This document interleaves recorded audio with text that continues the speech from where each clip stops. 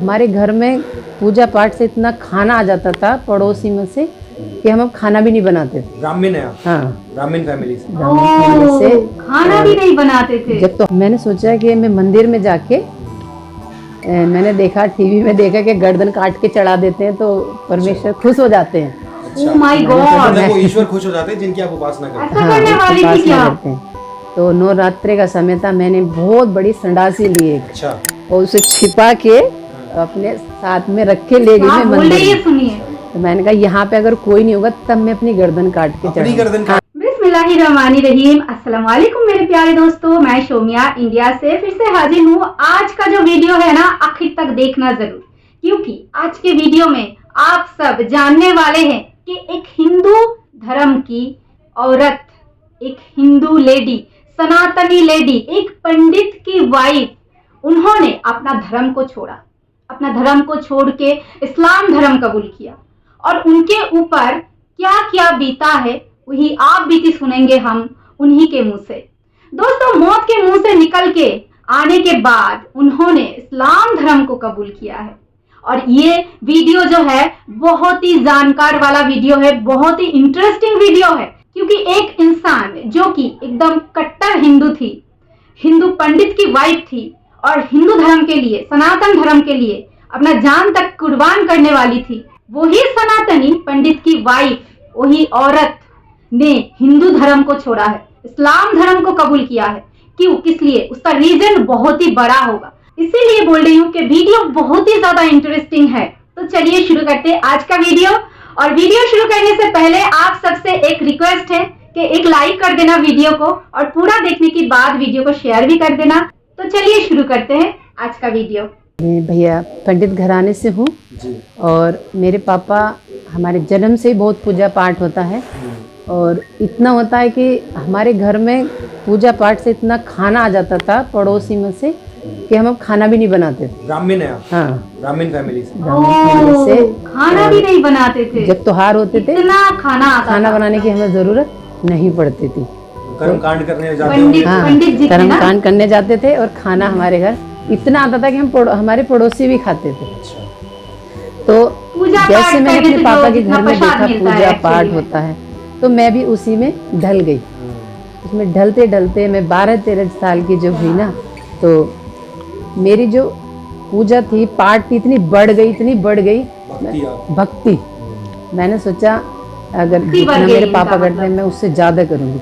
मुझे संसार से ऐसा हो गया था कि संसार अच्छा नहीं, अब प्रभु ही सब कुछ है।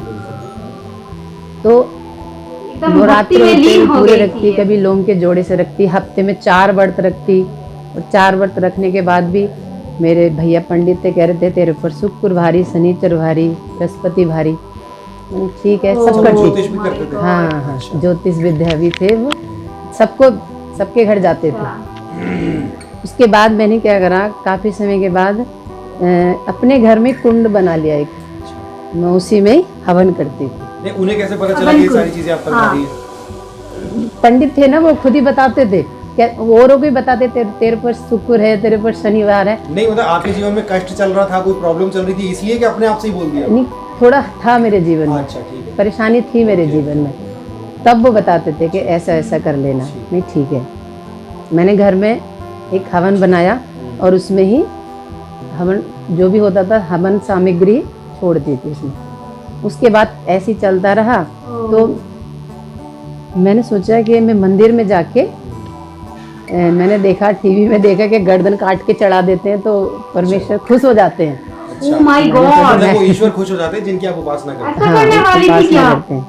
तो नवरात्रि का समय था, मैंने बहुत बड़ी संडासी ली एक, अच्छा, और उसे छिपा के अपने साथ में रख के ले गई क्या मैं बोल मंदिर रही है, में। सुनिए। तो मैंने कहा यहाँ पे अगर कोई नहीं होगा तब मैं अपनी गर्दन काट के अपनी चढ़ाऊंगी। गर्दन काट के आप चढ़ाने वाले? हाँ, My अपनी गर्दन God। काट के मैं चढ़ाने वाली थी। इतना भक्ति। मैं देखिए, सारा दिन आप- वहीं बैठी रही कि ये सब हटे, क्योंकि ऐसे गर्दन काट के चढ़ाना आत्महत्या है ना, ये भी पता था आत्महत्या है, पर मैं सोचती मैं प्रभु नहीं, ने आप मुझसे हासिल क्या करना चाहते थे वो गर्दन काट के अपनी चढ़ा? हासिल में ये करना चाहती, प्रभु खुश हो, मेरे से बातें करें, कौन सा प्रभु? प्रभु खुश काली हो थी। जाए। काली माता को खुश करना चाहते थे खुश आप। करना चाहती थी मैं काली माता। कि ये खुश हो जाएं और मुझे कुछ दें अपनी तरफ जब से। गर्दन ही कट गई तो मिल के क्या फायदा आपको कुछ? ये मैंने देखा था ना अक्सर के टीवी में देखा था, जुड़ जाती है अच्छा, मेरी, गर्दन वापस जुड़ जाती है ये? वापस जुड़ जाती है। मेरी सोच देख के ऐसी हो गई। Oh no। दिल्ली में एक ऐसा केस हुआ था, वहाँ पर एक पूरी सच फैमिली में। इसी देवताओं को खुश करने के लिए पूरी की पूरी फैमिली ने खुदकुशी कर ली थी फांसी लगाकर। बहुत केस फेमस हुआ था वो। तो भैया जी आप ने लोग ध्यान से सुनिएगा। 2 हाँ, दिन जाने के बाद वहाँ भीड़ कम नहीं हुई। फिर मेरा माइंड बदल गया, मैं फिर गई नहीं। मैं कि 2 दिन से भीड़, अब मैंने नहीं जाना वहाँ पर। मेरी सोच बदल गई। सोच बदलने के बाद काफ़ी समय के बाद मेरी शादी हो जाती है। उसके बाद मैंने हनुमान चालीसा करा। अच्छा, हनुमान चालीसा करा, नीचे लेटना, उबला हुआ खाना खाना, किसी के घर नहीं जाना। और उससे पहले मैं मेहंदीपुर होके My आई। God। मेहंदीपुर में जैसे मैंने मंदिर में एंट्री करी, 2 बंदर मेरे यहाँ बैठ गए, अच्छा, बड़े तकड़े तगड़े। अच्छा। तो जो मेरे साथ में गए वो खुश हो गए, कह रहे हनुमान जी तुम्हारे ऊपर आके बैठ गए। मैंने ऐसा भी क्या कि हनुमान जी मेरे ऊपर तो हनुमान जी बैठे तो नहीं, ये भी अच्छी खुशखबरी की बात है। हाँ, उसके बाद मैं घर आ गई। घर आने के बाद 40 दिन के बाद मैंने अंधविश्वास। हनुमान चालीसा करने के बाद मेरे 8-10 बोतलें लगी। क्या? वो कमजोरी ग्लूकोज की? ग्लूकोज की हाँ, इतनी कमजोरी हो गई। मैंने सोचा My ये तो God, बड़ी बेकार बात है। एक तो मैं इन्हें मनाने में लग रही नहीं हूँ। मतलब आपने उपवास किए थे हाँ, उपवास 40 दिन के? 40 दिन उपवास ठीक है। किए, उन्हें मनाने के लिए, खुद हाँ। प्रसन्न करने के लिए हाँ, मैंने किया। उसके बाद मेरे ही 8-10 बोतलें लग गई। बोतलें लग गई। वो मैं बिल्कुल अब यहाँ खाट पर से मैं एक लगी। बात आपको बताना चाहता हूँ कि जब मैं भगवान नया विश्वास आके किया था, मैंने दिखाई नया तक विश्वास नहीं दिया, किया था, बोला तक नहीं। अब मुझे पता चला इतना उपवास बीमार के पड़ बारे गई में। उपवास और मैंने करते करते। दिन रात के 11 उपवास रखे थे। रात को खाना नहीं खाता, दिन को भी नहीं खाना, रात को भी नहीं खाना। दिन रात के 11 उपवास रखे थे। और उपवासों के साथ ही साथ मैं काम पर भी जाता था, घर भी आता था, और एक पैसे की कमजोरी मेरे ऊपर नहीं आई। ये परमेश्वर की सामर्थ है ना। लेकिन आपको वो सामर्थ नहीं मिली जब आपने हनुमान के लिए उपवास हनुमान के लिए किया। उसके बाद शादी होने के बाद मैंने सोचा ये ऐसे खुश नहीं होंगे। दीपक में जोत रख के जलाते हैं, हाँ। तो मैं अपने हाथ पे जलाती थी। अच्छा, हाँ, मेरा हाथ जलता था। मैं कि जलने दो, हाथ खुश पे हो, दीपक- ये खुश हाथ हो पे- किसी तरह से। मैं तस्वीर को लेकर रोती क्या थी। नहीं किया, सुनिए आप सब। तस्वीर को लेकर रोती थी, सारी तस्वीर धुल जाती थी, ना तो आवाज आती थी उसमें से। देखने में तो बहुत सुंदर लगती थी। उसकी आंख भी है, नाक भी है। मैं कि देख कुछ तो लीजिए आप। बोलेगी, सुन कुछ तो कुछ लीजिए। देगी। बड़ी भूख थी मेरे अंदर से, मैं प्रभु मिले, मुझे आवाज आए। अब ईश्वर है, हम हैं तो ईश्वर भी होगा। हैं? ढूंढते ढूंढते ढूंढते कुछ ईश्वर हासिल है तो हुआ। उसके जरूर, लेकिन बाद कोई मूर्ति ऐसा हुआ में कि नहीं मिलता है। मेरा जो मुझे ना इन्फेक्शन हो गया, अच्छा, मेरे बच्चेदानी में इन्फेक्शन हो गया अच्छा। अचानक से। मुझे वीकनेस आने लगी, God। वीकनेस आने इस लगी। टाइम तक आपकी एज कितनी थी? मेरी एज थी कम से कम 20 साल, 20 साल। 18-20 साल। ठीक। 16 साल की तो मेरी शादी हो गई थी। युवावस्था। अच्छा, 16 साल की मेरे पापा ने शादी कर दी थी। अच्छा, 16 साल के बाद 6-7 साल के बाद ये सब काम करने के बाद ये मुझे परेशानी हो गई। भक्ति करने के बाद। भक्ति करने के बाद इतनी भक्ति करी, मेरी भक्ति को देख के पापा कहते थे इसे ना व्हाइट कपड़े पहनाओ और मंदिर में बिठा लो। अच्छा, मैं मंदिर धो के आती थी सुबह 4 बजे, हम्म, जाती अंधेरे अंधेरे, मंदिर धोया वहाँ पे और आ जाती थी। अब चला पापा को पता, पापा बोले हाँ, ऐसे नहीं करो, किया। इसे वहीं बिठाओ कपड़े वाइट पहना के। ये तो हमसे भी आगे निकल गई। हम्म। तो मैं मंदिर धोने गई एक दिन ना, तो एक इतना बड़ा सांप ऊपर से नीचे गिरा। तो असली मतलब सांप? हाँ, असली सांप में दिलेर भी बहुत थी। अच्छा, मैंने ना उसे वो मूर्ति के पीछे चला गया। अच्छा, मैंने सोचा मूर्ति हटा हटा के देखो देखो है क्या यहाँ वाकई में।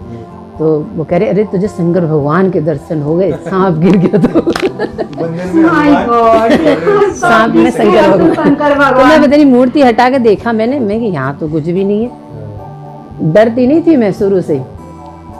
और हमारे घर में मेरी जो भाभी की बहन थी, उनके ऊपर जिन्न आता था। अच्छा, जिन्न आता था तो मैं ना उन्हें पकड़ के, कहाँ गुजागा तू, छोड़ती नहीं थी, पूरी ताकत लगाता था जिन्न। मैं भी उसे छोड़ती नहीं, मैं भी जिद्दी थी, मैं कि तू इसे लेके नहीं जा सकता। जबकि मैं प्रभु की नहीं जानती थी, फिर भी इतनी वो रखती थी, मैं ले नहीं जा। कोई नहीं सोता था, डर के मारी भी नहीं, भाभी भी नहीं सोती थी। मैं सूंगी, देख बोला इसे कैसे परेशान करेगा ये। उसके बाद जब शादी होने के बाद मेरे गर्भ से में घाव हो गए, धीरे धीरे धीरे धीरे मैं पतंजलि से दवाई लाई। वहाँ हमारे बिजनौर के साइड में भंडावर है, वहाँ से दवाई ली, गांव की दवाई ली, पतंजलि से दवाई लाई, काशीपुर से दवाई ली, बिजनौर से दवाई ली, सब जगह से दवाई खाई मैंने। पर डॉक्टर ने ये कहा था कि देखिए ये आप कंटिन्यू दवाई तो खाते रहोगे पर आप ठीक नहीं हो। अच्छा। हाँ, और आप मेरा ब्लड बनना बंद हो गया माय गॉड। और मुझे इतनी सारी बीमारी लग गई थी, इतनी बीमारी लग गई थी कि मैं सूख गई थी सारी। अच्छा। डॉक्टर कहता था किस किस चीज़ की दवाई दे मैं हम तुम्हें। अब डॉक्टर गोली तो दे सकता है ना, इस हम बता रहे हैं इसकी ये गोली, इसकी ये गोली। इतना बड़ा बैग मेरा पूरा फुल, दवाइयों से। एक एक घंटे के बाद दुनिया खाती थी खाना, मैं खाती थी दवाई। और मेरी कंडीशन इतनी ख़राब हो गई थी कि मुझसे चलना भारी हो गया। इन सारी दवाई खा खा के, और मेरे बच्चे छोटे थे, मुझसे 5 मिनट में हालत बैठा कितना जाता खराब हो था गया कि मैं अपने बच्चों को खाना बना के भी खिला दूं। मैं अंदर से रोती थी, मैं कि बताओ मेरे बच्चे छोटे कौन करके खिला देंगे। ऐसे चलता रहा और जब डॉक्टर ने कहा कि अगर हम आपका ऑपरेशन भी करेंगे ना तो पहले आपके ब्लड चढ़ेगा और उसके बाद ऑपरेशन होगा, उसकी भी हम गारंटी नहीं लेंगे। तो मुझे मुल्ले के पास लेके गए, पंडित और भी हमसे बड़े पंडित थे उनके पास लेके गए। यहाँ चैती के लिए प्रसाद बोल दिया, जहार दीवान का प्रसाद बोल दिया, नहीं जितने भी मुल्ला मौलवी पंडित जितने भगवान थे सबके पास लेके गए। ऐसा कोई नहीं छोड़ा जहाँ लेके नहीं गए। पर उधर से मुझे कुछ नहीं मिल रहा था, मेरी सेहत और ज़्यादा और डाउन। मैंने इतनी भक्ति करी, इतनी श्रद्धा से करी, ईश्वर होगा, मुझे कुछ नहीं मिला। यहाँ तक कि गर्दन भी काटने को तैयार, हाथ पे बत्ती भी जलाने को तैयार, हाथ जल रहा फिर भी कुछ नहीं मिल रहा। उसके बाद क्या हुआ कि मैंने बोल दिया बच्चों के पापा से, मेरे पापा के घर छोड़िया, क्योंकि मैं बेड पर रहती थी हर समय, दीवारों को पकड़ के मैं वॉशरूम जाती थी, ये कंडीशन हो गई थी। डॉक्टर ने कह दिया था ये कुछ समय के मेहमान है तुम्हारे, इन्हें खिला दो पिला दो जो भी करना तुम्हें, क्योंकि सुनिए मैंने सोचा ये पैसे लेके ऑपरेशन कर रहे हैं फिर भी ये गारंटी नहीं ले रहे, तो इससे अच्छा तो मैं दवाई खाते खाते मर जाऊं।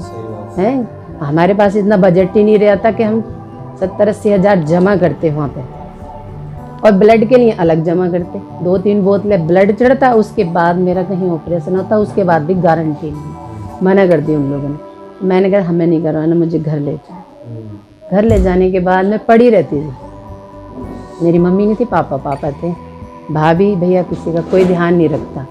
ये होता है ना भैया कि जब हम बीमार होते ना, कोई कहेगा जब भंगी के घर का भी खा लेगा बंदा, मरता क्या ना करता कर लेगा है। और वैसे अगर हम ठीक हैं तो उसका घमंड ऊपर आसमान की तरह रहता है, क्योंकि हमारे पापा के आगे ना ये छोटी जाति वाले खड़े रहते थे। हाँ, हाथ जोड़ के खड़े रहते थे। देखिए सोचती थी बताओ इनको सजा मिल रही है, ये क्यों खड़े हैं। अब देखो, अब आपको क्या लगता है कि आप उस वक्त जिनकी उपासना करते थे वो क्या थे, जिनकी आप उपासना कर रहे थे वो क्या थे? वो तो मुर्दा थे, उनमें तो सांस ही नहीं थी, आंखें थी देख नहीं सकते थे, मुंह था बोल नहीं सकते थे, कान थे सुन नहीं सकते, पैर थे चल नहीं सकते, हम उठा के रखते थे उन्हें, तो उठा के धो रख दो उन्हीं के वहीं पे। वो तो उनकी हालत तो ये थी, और अब भी वही हालत है, उठा के ले जाते हैं हम लोग उन्हें। इंसानों के परमेश्वर ने जो सृष्टिकर्ता परमेश्वर है ना, उसने हम इंसानों को बनाया और हम अपने हाथों से उस ईश्वर को बनाते हैं, अपने हाथों से बना के कहते हैं कि जी ये ईश्वर है। मेरा नाम अर्शिया अंसारी है। पहले मेरा नाम प्रीति सेठी था। I use to belong to a Punjabi family. मैं आज की डेट में दावा कर पाती हूँ अपने फ्रेंड्स से, कलीग से, I am a sports teacher, but when it comes to goddess Vaishno Devi और Sherawali Mata, I get really no answer for it. Can you please help me to put dawa for Vaishno Devi and clear my concept also? Thank you. बहन का सवाल अगर मैं सही समझाऊँ, आपने कहा कि आप दावा करते इस्लाम कबूल कर चुके हैं, माशाअल्लाह, अल्लाह आपको हिदायत दे, अल्लाह आपको ज़्यादा खैर दे। आपका सवाल है कि वैष्णो देवी के मानने वालों से कैसा दावा करूँ? आपका सवाल क्या है? उनके मानने वालों, क्योंकि आपने कहा कि वैष्णो देवी से कैसा आप दावा करें। वैष्णो देवी मिलेंगे तो दावा कर सकेंगे, नहीं मिलेंगे तो कैसा करेंगे। जिस तरीके से मैंने आज मेरी तकरीर में मेरा एक हिस्सा था, खुदा का तसव्वुर हिंदू मज़हब में, इस मज़हब में आप बोलिए कि आप जब वेद पढ़ते हैं, वेद में लिखा है यजुर्वेद चैप्टर नंबर 32 श्लोक नंबर 3 में, न तस्य प्रतिमास्ति, उस ईश्वर की कोई प्रतिमा नहीं, कोई अक्स नहीं, कोई फोटोग्राफ नहीं, कोई पेंटिंग नहीं, कोई बुत नहीं, कोई मूर्ति नहीं, कोई स्टैचू नहीं। तो जो वैष्णो देवी जो गॉडेस है, इसकी मूर्ति हो ही नहीं सकती। ये जो उन लोग को मिलता है दूसरी किताबों जो हिंदू मज़हब के नीचे की किताबों में है। लेकिन जब भी कोई हिंदू मज़हब की किताब में टकराव होता है, वेद की बात और ऊंची होती है। ये सबसे ऊंची किताब है। तो वेद से जब देखेंगे, वेद में कहीं भी नहीं लिखा है कि ईश्वर की प्रतिमा है। हिंदू मज़हब में 2 किस्म की किताब है, एक है श्रुति, दूसरी है स्मृति। श्रुति मतलब वो किताब जो ईश्वर की तरफ से आई हुई, स्मृति मतलब वो किताब जो इंसानों ने लिखी है। तो इंसानों की किताब में मिलावट हो चुकी है और इसमें कई चीज़ें हैं जो श्रुति के खिलाफ है। तो आप जब मुताला करेंगे, उनसे ये कहिए कि ये श्रुति में नहीं लिखा है। श्रुति मतलब वेद और उपनिषद। जब आप हवाला देंगे, जिस तरीके से मैं तकरीर में दिया हूँ, उस तरीके से इंशाअल्लाह आप अपने दोस्तों को ये दावत दे सकेंगे कि ईश्वर की कोई प्रतिमा नहीं, कोई अक्स नहीं, कोई मूर्ति नहीं, कोई बुत नहीं। Hope the answer the question. प्रतिमा नहीं है, वहाँ पत्थर है।